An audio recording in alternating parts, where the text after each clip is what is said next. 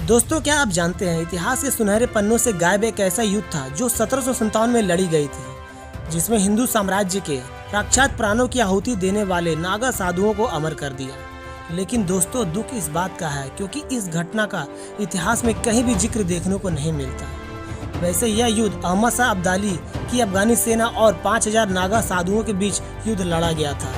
दोस्तों, अहमद शाह अब्दाली अफगानिस्तान का शासक बनने के बाद साम्राज्य विस्तार और अपने जिहादी मंसूबों को अंजाम देने के लिए भारत आया। सन 1748 ईस्वी में मात्र 26 वर्ष की आयु में अहमद शाह अब्दाली अफगानिस्तान का शासक बना और आक्रांता अब्दाली साम्राज्य विस्तार के लिए भारत की तरफ बढ़ा।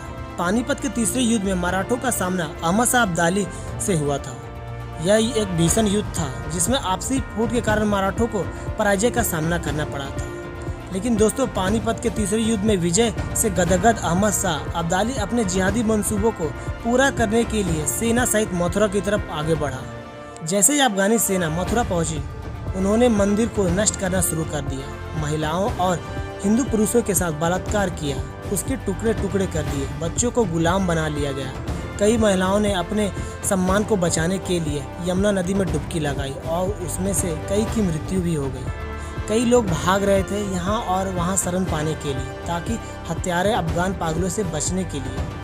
हिंदुओं की एक बड़ी भीड़ गुफा में शरण ली जो शीतला माता के मंदिर के पीछे है। अफगान सैनिकों ने उसे छिपते देखा और फिर बेरहमी से गुफा के अंदर ही सभी हिंदुओं को मार डाला।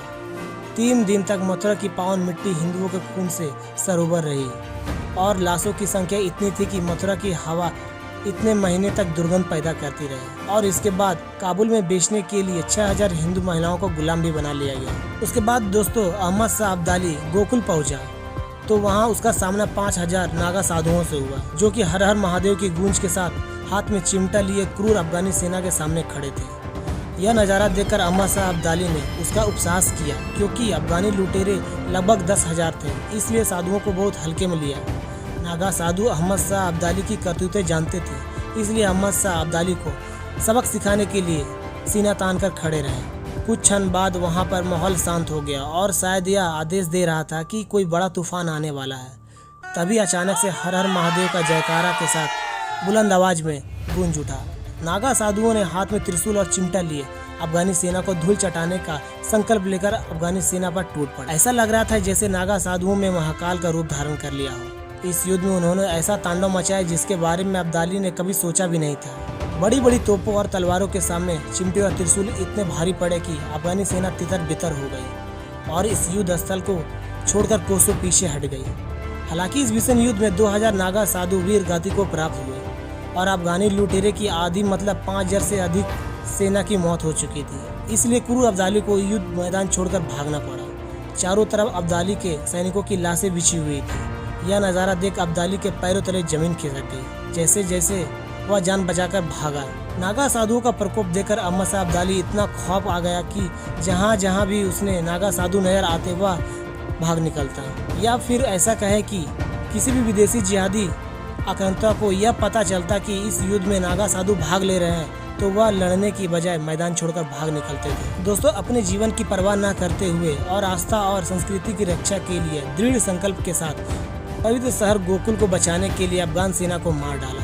हर हर महादेव के युद्ध के नारे के साथ युद्ध के मैदान में उनके द्वारा भुगतान की गई भयानक कीमत ने अफगानों को इतना प्रभावित किया कि वे कभी अपने सपने में भी गोकुल में हिंदुओं पर हमला करने के बारे में नहीं सोचते। दुनिया की भौतिकवादी इच्छाओं के प्रति उदासीन और वीरता से भरपूर नागा साधुओं का इतिहास और लंबी परंपरा ऐसी रही थी। लेकिन दोस्तों, इतिहासकारों ने सिर्फ तैमूर, अकबर और बाबर जैसे क्रूर लुटेरे का गुणगान किया है, जबकि वास्तविक रूप में देश की आन बान शान की रक्षा के लिए अपने प्राणों की आहुति देने वाले रणकुबेर को इतिहास के पन्नों से गायब कर दिया गया। यह हमारे भारतवर्ष का दुर्भाग्य है दोस्तों।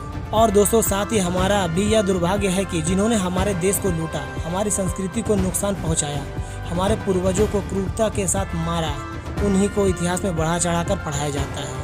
ये तो स्थिति है हमारे देश की। खैर दोस्तों, इन वीर नागा साधुओं के बारे में आप लोगों की क्या राय है कमेंट सेक्शन में जरूर बताएं। और वीडियो कैसा लगा, अगर वीडियो अच्छा लगा हो तो वीडियो को लाइक करें और ज़्यादा से ज़्यादा अपने दोस्तों, अपने परिवारों को शेयर करें। और अगर चैनल पर नए तो चैनल को जरूर सब्सक्राइब करें। मिलते हैं अगले वीडियो में, तब तक के लिए जय हिंद, वंदे मातरम।